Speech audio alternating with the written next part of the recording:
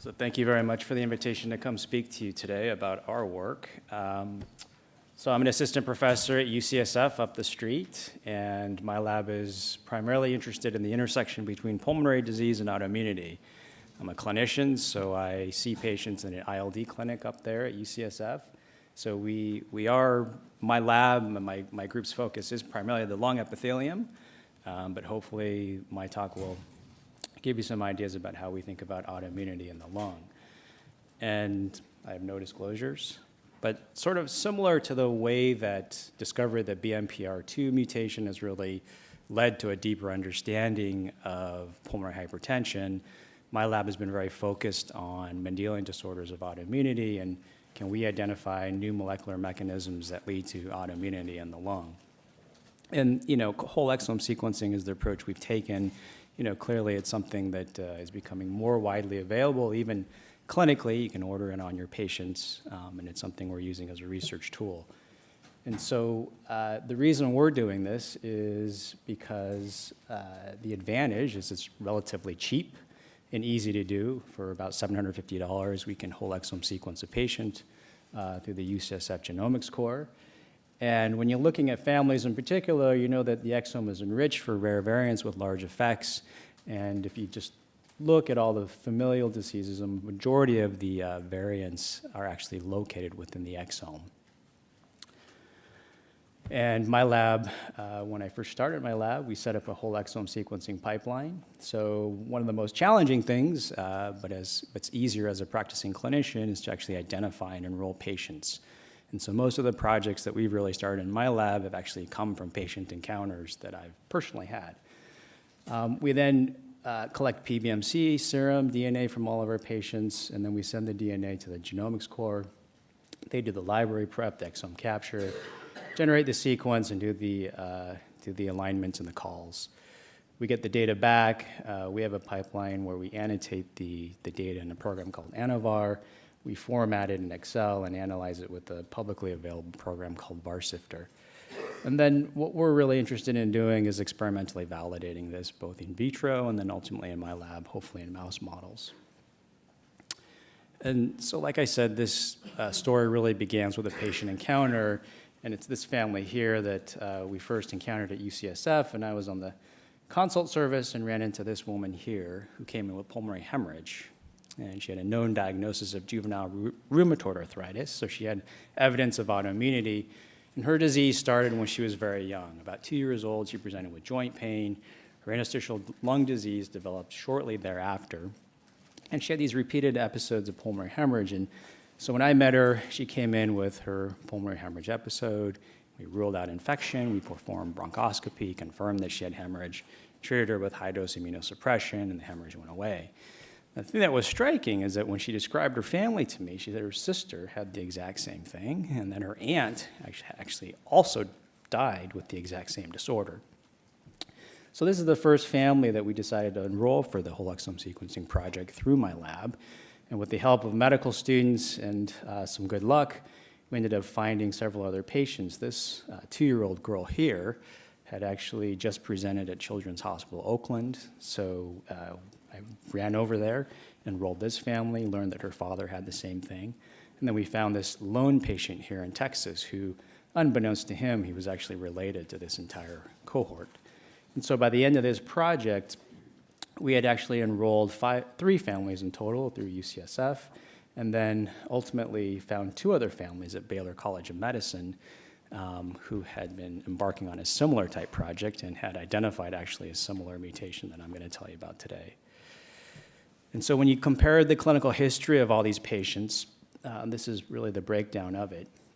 They presented at a very young age, around 2.5 years old, a slight female predominance. All the patients had arthritis. It was a non-erosive arthritis. And all the patients had some evidence of pulmonary hemorrhage or interstitial lung disease. Not every patient that had ILD had hemorrhage, but a fair number of patients actually presented with hemorrhage, and some carried a diagnosis of idiopathic pulmonary hemosiderosis. And we really felt this was an autoimmune syndrome, and I won't show you all the data, but the patients had high titer autoantibodies to ANA, ANCAs, and rheumatoid factor. Some of the patients had a clinical diagnosis of rheumatoid arthritis, The interesting thing is there was no strict consistency between all the patients and the autoantibody profiles they had, but the autoantibodies they had were quite high. The ANAs were upwards of 1 to 1280. And all the patients needed immunosuppression to control their disease. And so this is an example of family C, the filtering strategy that my lab took to do the whole exome sequencing filtering. And I won't spend a lot of time on this, but we looked particularly at those mutations within the exome that actually would potentially cause a functional damage to the protein. We're interested in rare variants because this is likely a rare disease. And then we have a number of control exomes that we can filter against in the lab. And when you just go through this stepwise filtering strategy, we actually very quickly came down to a single gene, and the gene we identified is this gene called COPA, and a mutation that was predicted to be damaging. So obviously the first question I asked is, well, remind myself what on earth COPA is. And so to take you back to cell biology and vesicular trafficking, it stands for codomer subunit alpha. It's a ubiquitously expressed protein, which was a little bit confusing to us, right? This is a autoimmune disorder that's affecting the lung and the joints, but this is ubiquitously expressed. It's a subunit of this COP1 complex, the coat protein complex, and it's indicated by the alpha here. It enables, the COP1 complex is well described by Randy Schekman, who won the Nobel Prize for this, with others, that it enables protein transport between the Golgi and the ER. So then we looked in the literature, we looked on all the GWAS databases, just obviously delved into literature, really could find no disease associations in COPA or the COP1 complex. So ultimately what we did is we validated sort of our data using independent analysis with genome-wide linkage. And then because we eventually found 5 families, all of whom actually had a COPA mutation and a similar clinical phenotype, at that point we were very excited that we thought our mutation was correct, and then started to spend money to try to study this in vitro in the lab. And when we looked at all the mutations in the 5 families, we had 4 mutations in 5 families. And they were all located within the WD40 repeat domain of the COPA protein, which is shown here. It was within this short 14 amino acid region. And when you looked at the conservation of the amino acids, it was conserved all the way back to yeast, suggesting this was functionally a very important region of the protein and likely to cause disease. And so the first question we asked was, well, maybe COPA mutations are causing haploinsufficiency. So is that somehow just causing a decrease in the amount of levels of our patients, and that's why they have disease? When we looked at RNA and protein, this didn't turn out to be the case, and that data is shown here. So then we thought maybe it's working by sort of a dominant negative mechanism. Maybe it's mis-sequestering the normal COPA protein throughout the cell. And so we did, this is very simple imaging here, but we did IF imaging. And when you compared the patient to the normal control, and we did this in multiple patients, the localization of the COPA protein looked relatively normal. So we didn't think that was likely the mechanism. So then we had to think more closely about what COPA does and what the COP1 complex does. And just to remind everyone, COPA is indicated here. It's part of this COP1 coat. The COP1 coat is important for shuttling proteins back from the Golgi to the ER. And interestingly, when we looked in the literature, all the literature was in yeast. People had identified, Randy Schekman and others had identified yeast mutant cell lines that had COPA mutations that were very not exactly what we were looking at, but very similar to what we were looking at in our patients. And what they had published is that in the presence of these COPA mutations, there was an inability to bind these dilysine-tagged proteins and a defect in retrograde transporter proteins from the Golgi to the ER. And so the first question we had was, well, can we actually show that happens with our patients? Thinking to ourselves that in the presence of a mutation, you'd have a failure to bind dilysine proteins. So we did this in 2 different methods. The first was we just created recombinant mutant COPA and wild-type COPA. We did a simple IP reaction, IP experiment with a dilysine-tagged bead called WBP1. And you can see after the Western blotting that there's a decrease in the amount of mutant COPA to the dilysine-tagged protein. So then we created stable cell lines that expressed both mutant and wild-type COPA. We transfected in a CD8 reporter protein that also contained a dilysine motif. And again, you can see that there's a decrease in the binding of mutant COPA to dilysine TEG proteins. So that was really exciting, but it didn't really explain functionally what was going on. But that really led us to our first hypothesis, which was that a mutation in COPA likely caused a defect in the transporter proteins back from the Golgi to the ER. And what others had shown is that when you have a defect in COP1 transport, you actually have a defect in COP2 transport, or the forward transport of proteins from the ER to the Golgi. And the reason why is because the COP2 coat really needs the functioning COP1 coat to recycle the membrane components that form up the COP2 coat. So with the defect in both retrograde and anterograde transport, we hypothesized that there would be a buildup of proteins within the ER, and that this may result physiologically in ER stress. And the reason we were focused on ER stress in this family is because ER stress has already been implicated in lung disease and increasingly being implicated in autoimmune disease. Misfolded surfactant proteins are known to lead to ER stress and lung inflammation and scarring. And then in autoimmunity, through multiple different mechanisms, and one mechanism we were interested in is how ER stress might shape CD4 T helper cell subsets. So the first question was, well, do our patients have any evidence of ER stress? So we first just looked in lung tissues of several patients, and we did staining for BIP, which is an ER stress marker. And what you can see in the brown here, that you could see evidence of increased ER stress, both within the alveolar macrophages and with the lung epithelium. Having observed this, the next question was, well, can we actually demonstrate the patient's cells functionally are more susceptible to ER stress? And so because we had drawn PBMCs from all of our patients, we generated B cell lines from them. And then we did experiments in vitro to show that patient cells, and from 3 different families here, comparison to health controls in the presence of low levels of thapsigargan, which is an ER stress inducer, were much more susceptible to ER stress than the healthies. So functionally, this was happening in the patient's cells. And then to implicate very specifically mutant COPA in this, we then did transfection experiments. So we transfected in all of our mutant forms of COPA within unaffected HEX cells. You can see an increase in ER stress in the presence of mutant COPA. So then that was all great. The final thing we wanted to do is somehow link this back to our patients. How does ER stress within cells potentially cause the clinical phenotype of autoimmunity?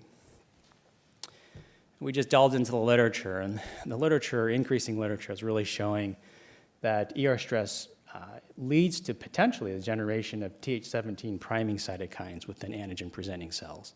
So in the presence of ER stress, APCs have a cytokine milieu that sort of promotes the expansion of Th17 cells.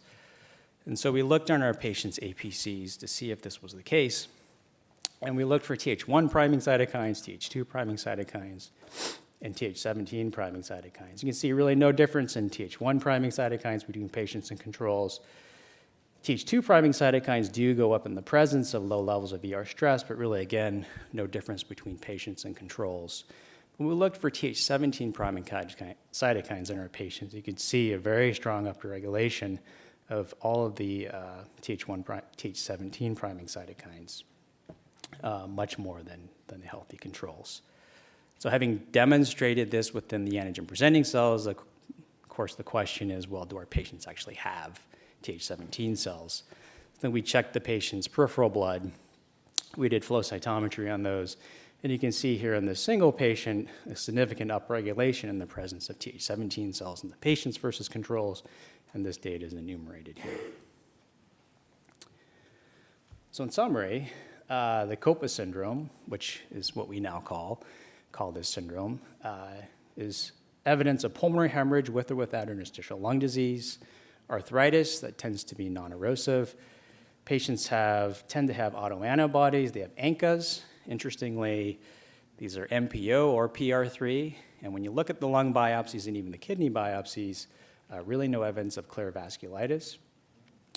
We conclude that mutations in the WD40 domain of COPA cause this autoimmune-associated lung and joint disease. We've identified a novel vesicular trafficking defect as a cause of autoimmunity and a novel molecular link between ER stress and autoimmunity. And so what are we doing further to sort of study this? The first thing we're doing, and I'll just briefly go over some things, is we first generated a mouse model. Most of these mice are made by CRISPR-Cas9, but we've been working on this for a while.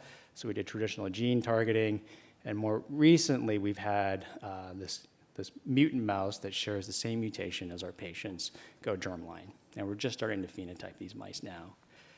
And the things that we really want to focus on in these mice is really how does autoimmunity happen. So we've shown ER stress, we've shown these Th17 cells. Clearly haven't demonstrated the Th17 cells are pathogenic. We haven't demonstrated how tolerance is broken. But these were some of the things that we're really focused on. The first is obviously this is a mistrafficking defect. And what we're interested in is really the mistrafficking of ER chaperones, which contain this dilysine signal, which is really targeting them back for retrograde transport. Looking specifically at toll-like receptor activation through this ER chaperone GP96, and then in the setting of chronic immune activation, maybe the release of ER chaperones as self-antigens are actually causing some sort of immunity.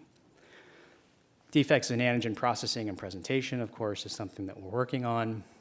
Most of our preliminary data in the patients hasn't really shown any differences in class 1 or class 2 presentation on the surface of the cells, but this is something that is an obvious area for us to potentially focus on. And then, of course, further looking at the role of ER stress and inflammation, both with NF-kappa B activation and potentially the role of the inflammasome too. Another thing we're doing is working with geneticists. Dara Torgerson is a geneticist at UCSF. And one of the things that she wants to do is to actually look specifically at these unaffected carriers of the mutation to see if she can identify protective alleles. And one of the ideas that we have is that maybe some patients carry a protective allele that has something to do with the binding partners of COPA or the COP1 complex. So we're doing mass spec on mutant and wild type COP1 complexes and try to decrease the space that we'll be looking in for our candidate genes.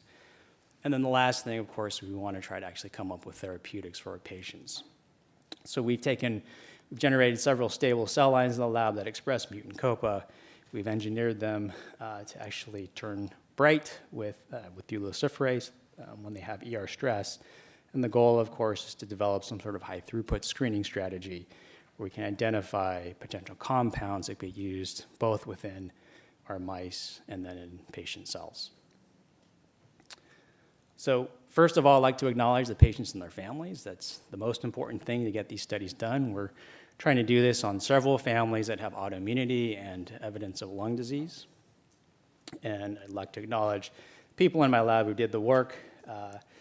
Particularly Bertha is the one who actually did most of the work on COPA, but she's since left the lab. And then the rest of the members of the lab are Baylor colleagues, both Levi and Jordan Orange, and then Wojciech and Jim Lubsky. This project absolutely would not have happened without collaboration between UCSF and Baylor, and then some of our UCSF collaborators.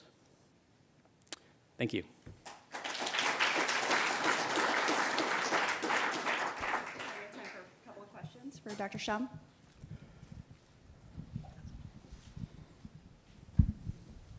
That was beautiful work.